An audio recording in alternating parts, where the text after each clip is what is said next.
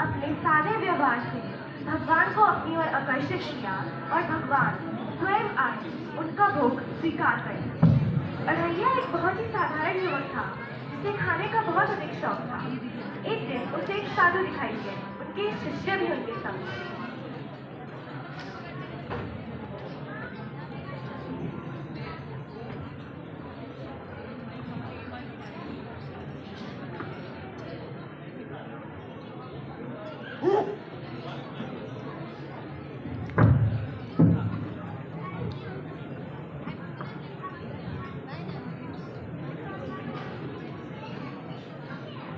नमस्ते श्रीमान, आप बहुत हृष्ट-पुष्ट नजर आते हैं। यहाँ तक कि आपके सेवक भी अच्छी कद काटी के हैं। अवश्य आप बहुत अच्छा खाना खाते होंगे। मेरे स्वामी बहुत अमीर हैं, वे ही हमें सब कुछ प्रदान करते हैं। ओह, उनका नाम क्या है? वे हैं अयोध्यापति भगवान रघुनंदन। वह सबका भरण पोषण करते हैं। सबका भरण पोषण मतलब? सब लोग मतलब समस्त लोग। हमारे यहाँ आश्रम में हजारों लोग पंगत में प्रसाद खाते हैं। कितने पंगत? 5 पंगत सुबह, 5 पंगत शाम को। और क्या मैं सभी पंगतों में बैठ सकता हूँ? क्या सभी पंगतों में खाना? आप इतना कैसे खा सकते हैं? उसकी तुम चिंता मत करो। मेरा नाम है अढ़ैया। मैं खाने की शुरुआत ही 2.5 किलो रोटी से करता हूँ। हे राम, 2.5 किलो रोटी मतलब 2.5 kg। ये तो मैं कम से कम बता रहा हूँ। अरे तुम बस चलो हमारे कौशल राजकुमार के दरबार में। हजारों लोग वहाँ बेझिझक प्रसाद खाते हैं। हजारों? और उसके बदले में उन्हें क्या करना होता है? कुछ नहीं, वे सारा दिन भगवान का गुणगान गाते हैं। रामचंद्र रघुवीरा, रामचंद्र रणधीरा। अरे रुको रुको, कुछ बहुत महत्वपूर्ण डिस्कस हो रहा है। तो आप कहना चाहते हैं कि मैं सभी पंगतों में बैठकर खाना खा सकता हूँ और भरपेट क्या मुंह तक भरकर भी खा सकता हूँ? हाँ, तुम्हें एक सेवा भी कर सकता। अरे तुम बस चलो हमारे साथ। हाँ चलो। जानकी वल्लभ की लीला न्यारी। अढ़ैया आश्रम में रहते हुए सबकी बहुत अच्छी सेवा करता है, लेकिन एक ही आदत पर काबू नहीं कर पाता और वह थी कि जब वह खाना शुरू करता तो खाते ही रहता। अरे खाने के बीच में पानी तो पी लो। अरे पहले खाने का वो तुमने क्या कहा था? बीज आने तो दो, तभी पीऊंगा। सभी उसके खाने की क्षमता से बहुत हैरान थे। तभी एक दिन, अरे आज क्या हुआ है सबको? एक भी चूल्हा नहीं जला है अब तक। 2 घंटे बीत गए हैं। कोई खाना बनाना कैसे भूल सकता है? गुरुदेव, आज कोई नहीं खाना बना रहा। हाय बेचारा, कितना दुबला पतला हो गया बस 2 घंटे में।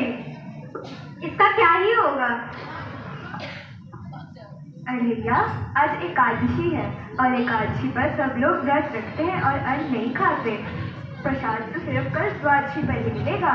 कल द्वादशी पर गुरुदेव, मैं तो कल तक मर ही जाऊंगा। कृपया आप इन्हें व्रत रखने दीजिए, पर मुझे खाने दीजिए गुरुदेव। ठीक है, पर तुम्हें खुद पकाना होगा और वह भी गाँव के बाहर। अरे बलभद्र, अढ़ैया को 2.5 किलो अनाज दे दो। और अढ़ैया, भगवान को भोग लगाना मत भूलना। अढ़ैया जंगल में चला जाता है और भगवान राम के लिए खाना बनाता है और फिर वह भगवान राम को उनके खाने के लिए बुलाता है। राजा राम आइए, राजा राम आइए, मेरे भोजन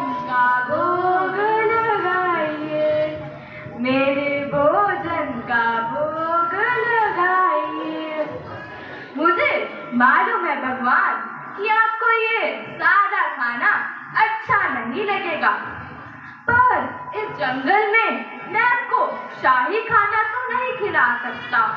तो आप कृपया आइए और यही खाइए, वरना ये रूखा सूखा भी नहीं मिलेगा। भगवान राम और मैया सीता आते हैं।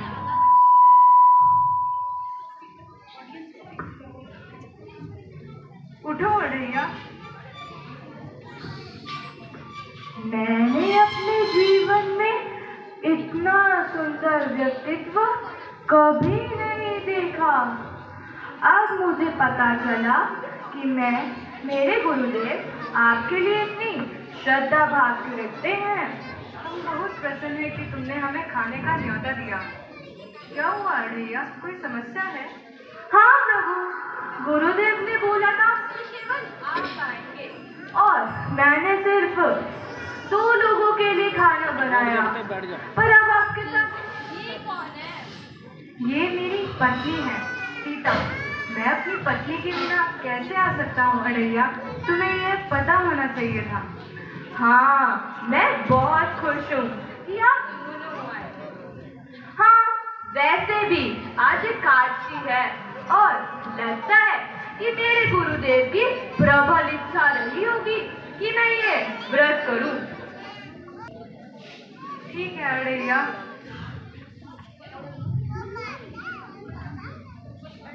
आश्रम में भगवान की अड़ैया को भगवान की ऐसी कृपा मिली जो यहाँ तक कि उसको भी प्राप्त नहीं हुई, जो अनगिनत एकादशी व्रत रखते हैं।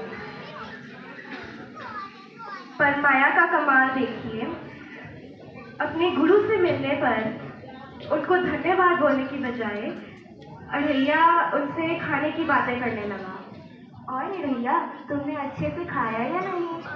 अरे नहीं गुरुदेव, आपने बोला था कि सिर्फ एक भगवान है, पर उनकी पत्नी भी है। अच्छा, हाँ, सीता मैया, वे भी साथ आई थी। मैं अभी भी भूख से मरा जा रहा हूँ। सच में इसका हजमा तो बहुत सही है। अगली बार तुम इसे 5 किलो भोजन सामग्री देना।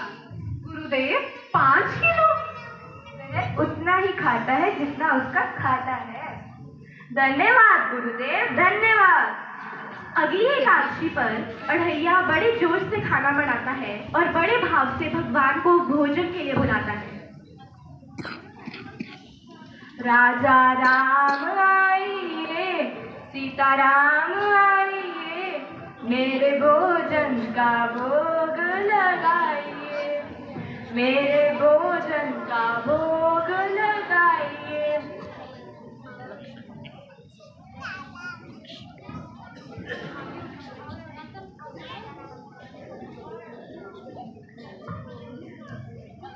उठो अड़ैया। आपके दर्शन के लिए बहुत धन्यवाद भगवान। पर हम आपके साथ, ये कौन है? मेरे भाई लक्ष्मण। असली भाई या ऐसा वैसा भाई? हाँ, असली भाई है। क्या तुम इनके बारे में नहीं जानते? नहीं। ये मेरे साथ जंगल में भी रहे थे। वो सब तो ठीक है, पर आपको मुझे पहले बताना चाहिए था ना। ये सब पहले से तय नहीं था, हम बस आते आते इन्हें भी ले ही आए। वो सब तो ठीक है, पर क्या मेरे गुरुदेव ने आपकी पूरी फैमिली के साथ कॉन्ट्रैक्ट साइन किया है? यह स्वागत तो वास्तव में बहुत ही अद्भुत है भैया। मैं बहुत ही सौभाग्यशाली हूँ जो आपके इस भक्त से मैं मिला। लक्ष्मण, अड़ैया की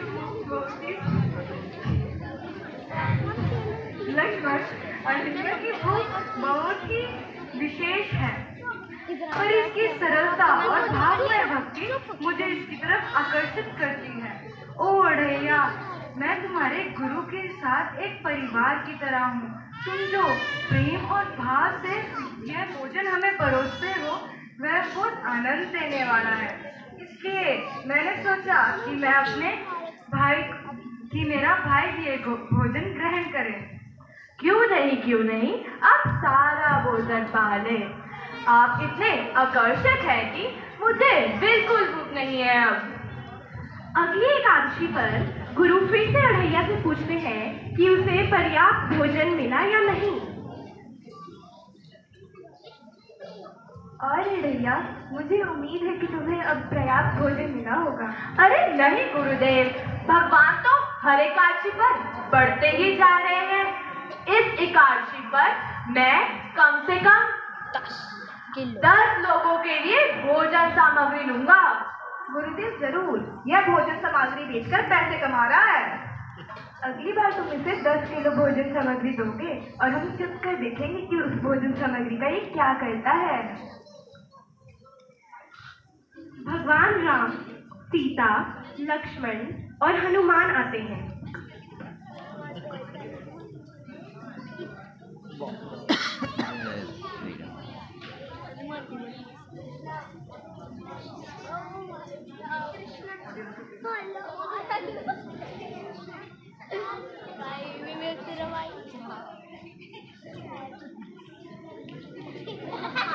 मुझे मालूम था कि आपकी संख्या बढ़ जाएगी, इसलिए इस बार मैंने खाना ही नहीं बनाया। पर क्यों अढ़ैया?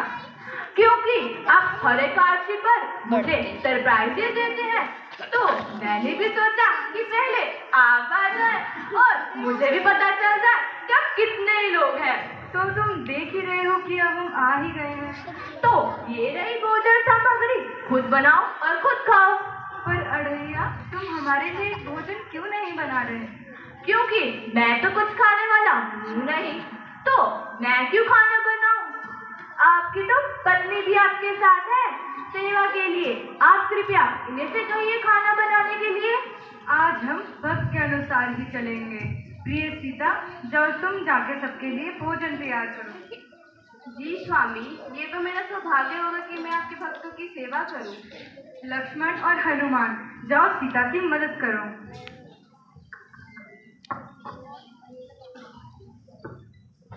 अढ़ैया, क्या हो रहा है? गुरुदेव गुरुदेव आइए, आप स्वयं देखिए। आपने तो कहा था कि केवल एक भगवान है, पर यहाँ तो उनका परिवार ही साथ आ गया है। देखो कितने सारे हैं। कहाँ? कौन आया है? गुरुदेव, क्या इन्हें नहीं देख पा रहे? किन्हें नहीं देख पा रहा? गुरुदेव, आपको नहीं देख पा रहे हैं। हाँ, तो नहीं देख पाएंगे क्योंकि सब मुझे नहीं देख पाते हैं। पर क्यों? वे तो बहुत ज्ञानी हैं और उन्होंने सारा जीवन आपकी सेवा में लगाया है। हाँ, वे बहुत ज्ञानी है। पर मैं आपको कैसे देख पा रहा हूँ? क्योंकि तुम बहुत सरल हो अढ़ैया। तुम्हें अपने गुरु के वचनों पर पूर्ण विश्वास है, लेकिन आज तुम्हारे वचनों पर बिल्कुल विश्वास नहीं है। ओह, ये बात है। गुरुदेव, आप इन्हें देख सकते हैं, बस सरल बने और मेरे शब्दों पर विश्वास करें। भगवान से सरल लोगों और जिन्हें उन पर विश्वास होता है उन्हीं को ही दर्शन देते हैं। कितना सही कहा तुमने। सरलता और विश्वास ही भगवान के दर्शन के दो नेत्र हैं। ये तुम्हारे वचन नहीं हो सकते अढ़ैया। तुम वास्तव में एक बहुत सरल भक्त हो, अर्थात तुम भगवान को देख पा रहे हो। ओ अढ़ैया, तुम कितने सौभाग्यशाली हो। ऐसा मत करो गुरुदेव, आपकी ही कृपा से मैं इनके दर्शन कर पाया। मैं भगवान राम को देख पा रहा हूँ। मैं आपको देख पा रहा हूँ प्रभु। Only the ones who are simple and have faith in God, God reciprocates with them. Hare Krishna Krishna Krishna Hare Hare Hare